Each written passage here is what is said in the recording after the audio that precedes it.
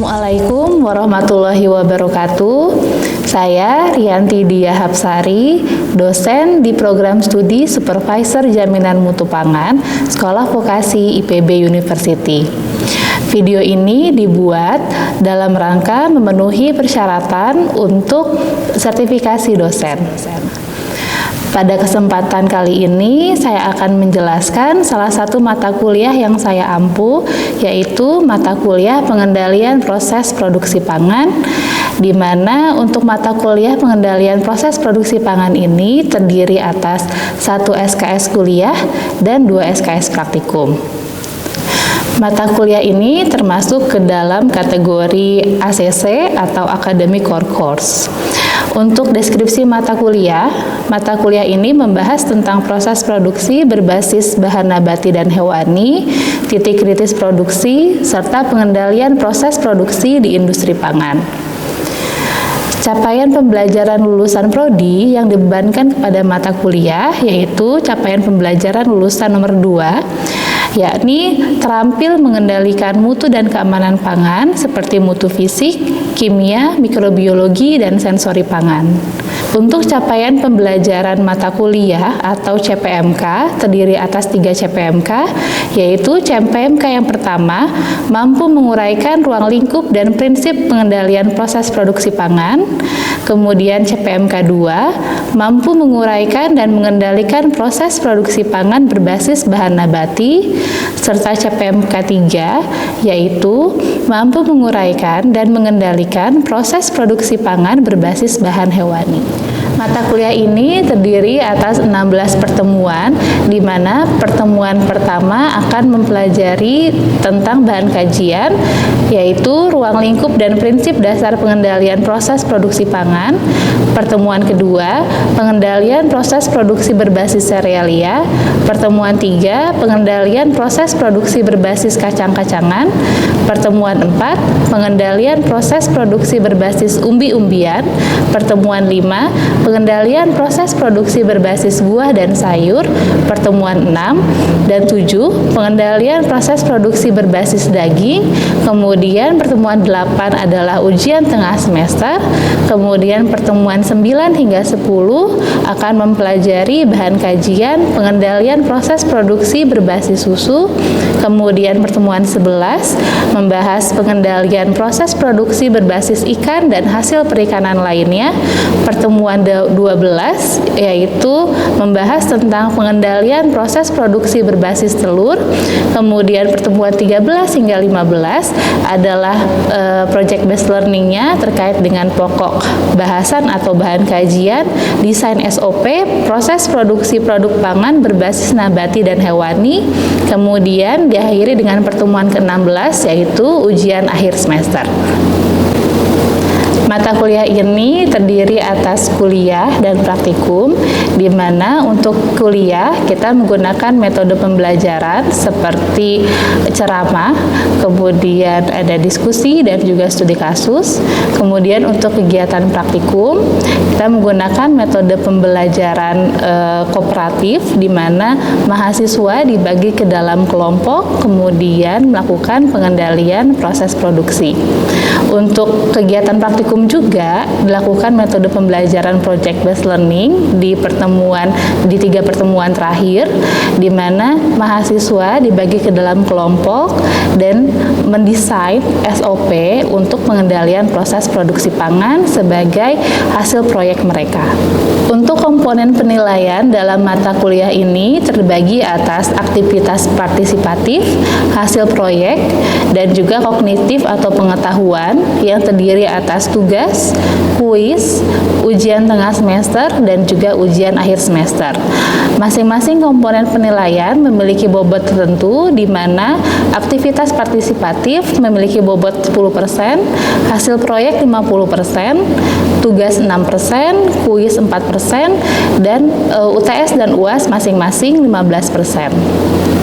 Output dari project based learning berupa dokumen SOP pengendalian proses produksi pangan yang berbasis nabati dan juga berbasis hewani, kemudian juga ada video dan juga ada infografis. Untuk hasil proyek ini akan dinilai berdasarkan rubrik penilaian laporan untuk laporan dokumen SOP pengendalian proses produksi, dan juga akan dinilai menggunakan penilaian portofolio hasil karya mahasiswa untuk menilai video dan infografis yang dihasilkan oleh mahasiswa. Aktivitas partisipatif mahasiswa dinilai berdasarkan keaktifan mahasiswa dalam kerja kelompok dan juga keaktifan mahasiswa dalam presentasi.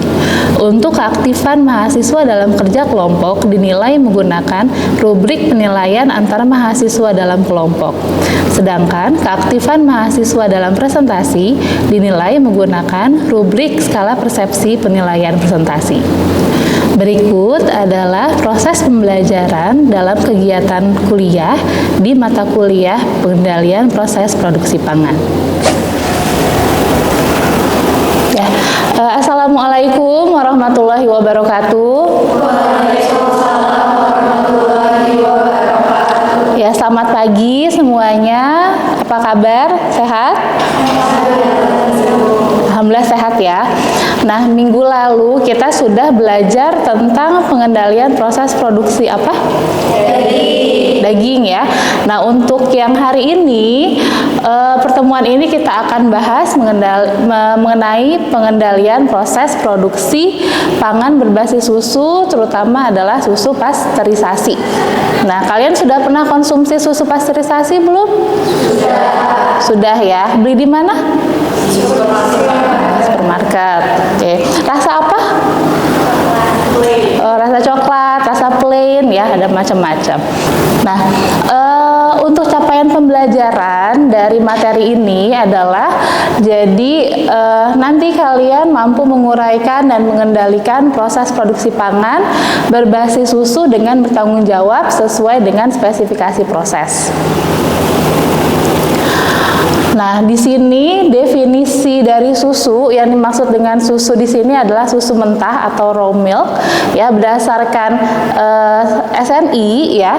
Susu mentah atau raw milk ini adalah cairan yang berasal dari ambing sapi sehat dan bersih yang diperoleh dengan cara pemerahan yang benar, yang kandungan alaminya tidak dikurangi atau ditambah sesuatu apapun dan belum mendapat perlakuan apapun kecuali pendinginan ya. Nah, di sini ada komposisi susu mentah ya. Jadi dari susu mentah atau raw milk ini terdiri atas terutama adalah air 87,4%, kemudian padatan susu 12,6%, di mana padatan susu ini terdiri atas lemak sebanyak 3,6% dan juga padatan susu bukan lemak yaitu sebanyak 9%. Nah, padatan susu bukan lemak ini terdiri atas protein, laktosa, dan mineral.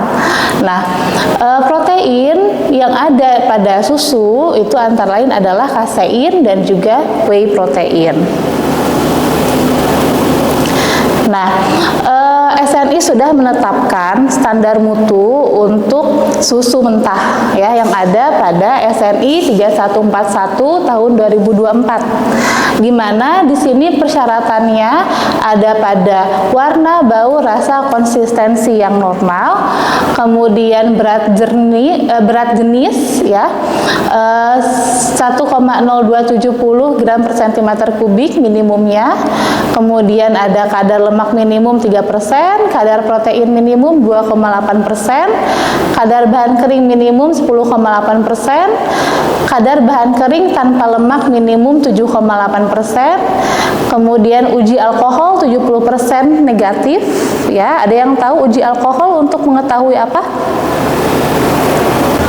Ya, silakan Belva. Untuk menguji kesegaran susu, Ibu. Untuk menguji kesegaran susu. Nah, kalau misalnya negatif artinya Artinya susunya masih segar. Artinya susunya masih segar ya.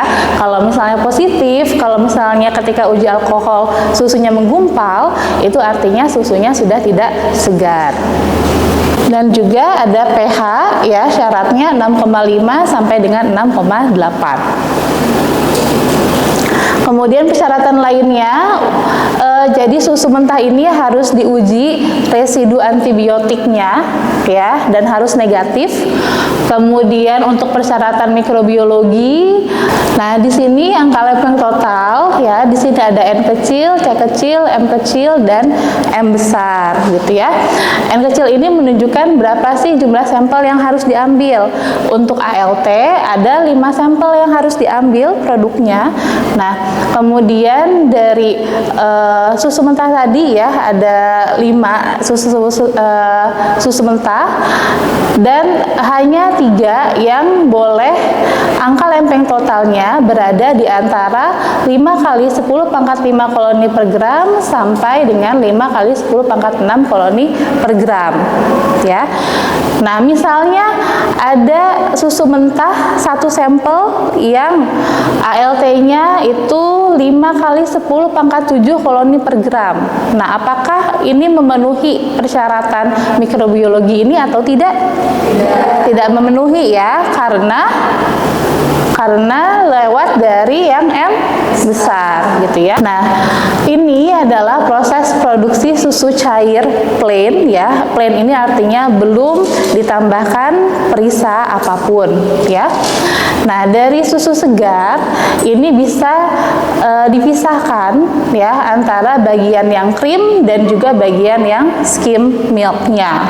Kemudian nanti bisa distandardisasi untuk penyesuaian kadar lemak ya pada susu, sehingga nanti bisa dihasilkan beberapa jenis susu tergantung dengan kandungan lemaknya. Nah, kalau berdasarkan SNI ya, SNI yang di tahun 2021 untuk susu cair plain ya, susu cair plain ini didefinisikan sebagai produk susu cair yang diperoleh dari susu segar atau susu rekonstitusi atau susu rekombinasi dengan atau tanpa penambahan bahan pangan lain yang tidak menimbulkan rasa dan atau aroma, dengan atau tanpa penambahan BTP atau bahan tambahan pangan yang mengalami proses pasteurisasi atau sterilisasi. Nah, di SNI ini ya, susu cair plain dibagi ke dalam beberapa jenis ya. Ada susu lemak penuh, susu skim sebagian, susu lemak penuh rekonstitusi, susu skim rekonstitusi, susu skim sebagian rekonstitusi, susu lemak penuh rekombinasi, dan susu skim sebagian rekombinasi. Nah, perbedaannya adalah tadi ya di kandungan lemaknya.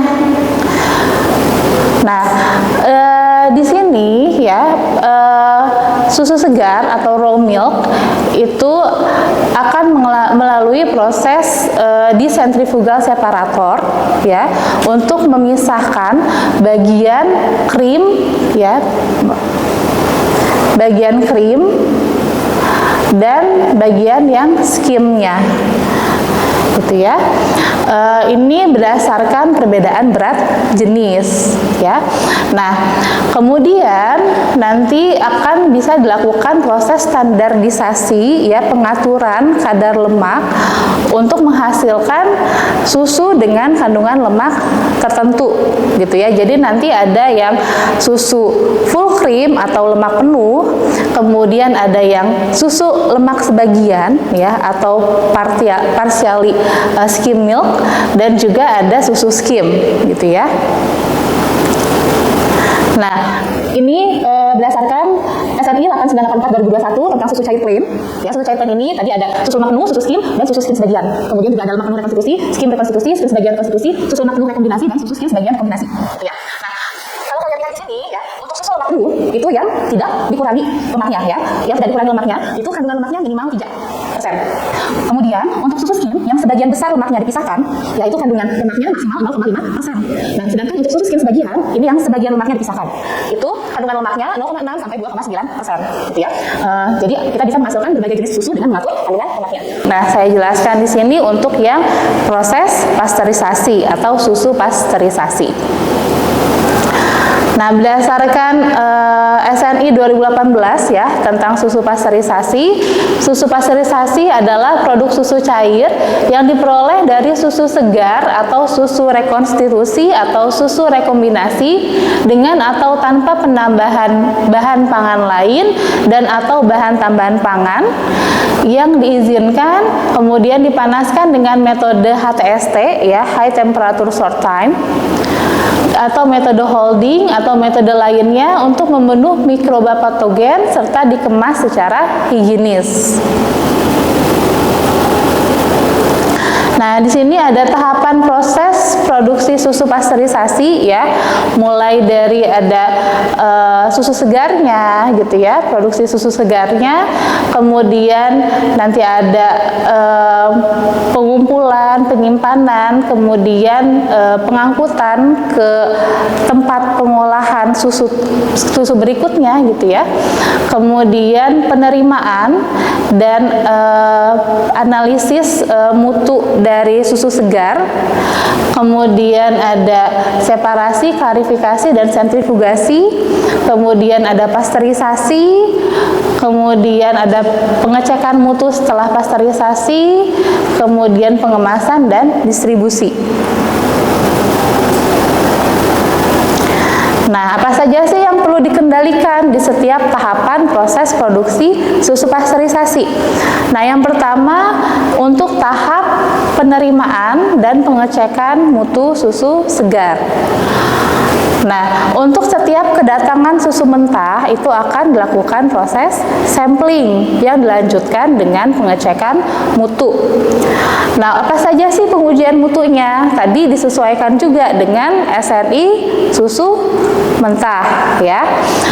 Ada apa saja? Ada organoleptik seperti warna, bau, rasa, konsistensi, kemudian ada berat jenis, kemudian ada uji alkohol 70%, pH, uji residu antibiotik, kadar lemak dan kadar protein gitu ya. Nah, kemudian untuk tahap berikutnya separasi, klarifikasi, sentrifugasi, standarisasi dan homogenisasi. Ya. Nah, untuk proses klarifikasi sendiri ini berfungsi untuk menghilangkan partikel padat seperti kotoran-kotoran ya yang terbawa pada susu segar. Kemudian sentrifugasi ya menggunakan sentrifugal separator itu bisa memisahkan bagian krim dan bagian skim milk, sekaligus juga dapat memisahkan untuk sel-sel somatik ya. Kemudian ada standarisasi ya, jadi kita bisa atur kadar lemaknya ya untuk nanti diproses lebih lanjut. Kemudian ada homogenisasi yang fungsinya adalah untuk mengecilkan dan menyeragamkan ukuran globula-globula lemak. Nah, ini gambarannya ya. Kalau sebelum homogenisasi ini gambaran globula-globula lemak ya. Sebelum homogenisasi seperti apa? Ada yang besar, ada yang kecil, tidak seragam gitu ya. Sedangkan kalau setelah homogenisasi seperti apa? Nah, globula-globula lemaknya kecil dan seragam gitu ya. Nah, kenapa perlu globula-globula lemak yang kecil dan seragam? Ini agar selama nanti penyimpanan produknya itu produknya lebih stabil ya, tidak mudah terpisah antara bagian krimnya gitu ya. Jadi krimnya tidak mudah terpisah. Kemudian tahap Pasteurisasi. Nah, pasteurisasi ini fungsinya untuk membunuh mikroba patogen dan mikroba pembusuk kecuali spora dan menginaktivasi enzim. Nah, proses pasteurisasi yang umum digunakan salah satunya adalah HTST ya, High Temperature Short Time, yang biasanya menggunakan suhu 72 derajat Celcius selama 15 detik. Nah, di sini ada dari literatur ya, dari Patrice 2008. Kalau kalian bisa lihat di sini ya, untuk suhu yang berbeda, waktunya juga akan berbeda ya. Ini nanti sebenarnya harus dihitung untuk proses kecukupan panas pasteurisasi, gitu ya. Nah, misalnya di sini ada suhu 63 derajat Celcius, itu membutuhkan waktu selama 30 menit untuk mencapai kecukupan panas yang memadai. Sedangkan kalau yang ini ya 72 derajat Celcius itu selama 15 detik. Kemudian ada lagi yang lebih tinggi, misalnya 89 derajat Celcius itu butuh waktu 1 detik. Kemudian ada lagi lebih tinggi lagi, misalnya 94 derajat Celcius butuh waktu 0,1 detik. Ya, dan suhu dan waktu ini itu perlu dihitung kecukupan panas proses pasteurisasinya, gitu ya. Nah, kemudian untuk pengemasan ya, untuk pengemasan susu pasteurisasi ini ya ada berbagai jenis bahan yang bisa digunakan ya, diantaranya ada gelas, kemudian ada HDPE container, dan juga ada laminated material. Nah, masing-masing bahan kemasan ini punya kelebihan dan kekurangannya masing-masing, gitu ya. Nah, misalnya untuk gelas, kira-kira kalau gelas kelebihannya apa?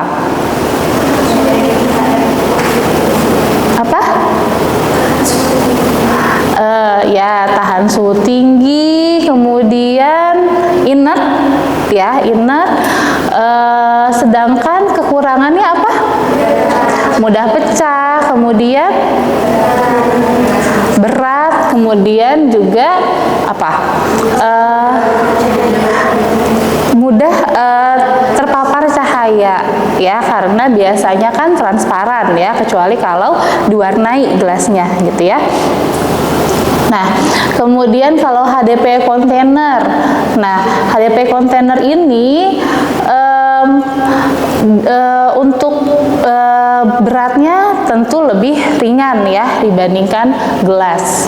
Kemudian sifat barriernya kalau dibandingkan dengan gelas, kalau gelas itu dia sangat baik barriernya terhadap oksigen dan uap air, sedangkan kalau HDPE itu moderate ya, sedang ya. Kemudian kalau laminated material di sini punya barrier yang sangat bagus ya terhadap oksigen dan uap air dan juga cahaya ya. Kemudian juga beratnya dia sangat ringan ya dibandingkan dengan gelas dan juga HDPE container. Maka kalau yang paling sering kalian temukan untuk produk susu pasteurisasi dikemas dalam kemasan apa? Laminated material, gitu ya. Nah, kemudian tahap berikutnya storage and distribution atau penyimpanan dan distribusi. Nah, apa saja yang harus dikendalikan? Yang pertama terkait dengan suhu penyimpanan, ya, suhu penyimpanan di pabrik. Untuk produk susu pasteurisasi ini penyimpanannya harus di suhu dingin, ya, bukan di suhu ruang, ya. Sehingga mulai dari penyimpanan di pabriknya juga suhunya dingin, ya, kurang dari sama dengan 4 derajat Celcius. Kemudian di gudang penyimpanan di pabriknya juga RH-nya harus dijaga ya sekitar 85 sampai 90%. Ini untuk mencegah terbentuknya kondensasi pada kemasan susu. Kemudian ketika sudah keluar dari pabrik untuk didistribusikan, nah harus dengan kendaraan berpendingin ya, dengan suhu 0 sampai 4 derajat Celcius ya, dan juga harus menghindari cahaya langsung gitu ya. Nah, kemudian ini ada studi kasus ya. Di sini studi kasusnya PTX adalah produsen susu pasteurisasi. Nah, PTX ini mendapatkan keluhan konsumen, yaitu produk susu pasteurisasi yang diterima berasa asam dan umur simpannya pendek. Tim QA melakukan investigasi mulai dari penerimaan bahan baku hingga distribusi produk. Nah, menurut pendapat Anda, apa saja yang dapat menjadi penyebab permasalahan tersebut dan apa pengendalian yang diperlukan? Nah, ini coba kalian studi kasusnya dengan berkelompok ya, kita bagi saja di sini untuk yang baris pertama, kemudian baris kedua dan baris ketiga. Nah, boleh silakan diskusi dulu. Ya, bagaimana, sudah selesai diskusinya? Sudah. Nah, kita mulai ya dengan dari kelompok sini dulu ya, silakan. Baik, perkenalkan, nama saya Bapak Fazal Atala, perwakilan dari kelompok 2. Di sini saya akan menyampaikan terkait hasil diskusi kami mengenai penyebab permasalahan susu pasteurisasi yang diterima beras asam dan umur simpannya pendek. Menurut kami, permasalahan tersebut dapat disebabkan oleh beberapa faktor. Itu yang pertama adalah suhu dan waktu proses pasteurisasi yang tidak tercapai sesuai standarnya, sehingga perlu dilakukan pengendalian terhadap suhu dan waktu pasteurisasi dengan validasi dan verifikasi suhu dan waktu. Lalu dapat juga disebabkan oleh alat pasteurisasi yang rusak, sehingga pengendaliannya dapat dilakukan kalibrasi dan maintenance terhadap alat pasteurisasi tersebut. Selanjutnya, faktor penyebabnya yang lain yaitu sealing pada kemasannya itu tidak ketat sehingga kemasan mengalami kebocoran dan susu di dalam kemasan terkontaminasi dan menjadi asam, serta umur simpannya menjadi pendek. Lalu faktor penyebab yang terakhir itu adalah rantai dingin atau cold chain yang terputus selama masa distribusi atau masa penyimpanan. Ya, baik, terima kasih ya kelompok 2. Jadi tadi ada di proses pasteurisasi yang belum cukup gitu ya. Kemudian ada sealing kemasan dan juga ada rantai dingin ya yang masih yang tidak terjaga gitu ya.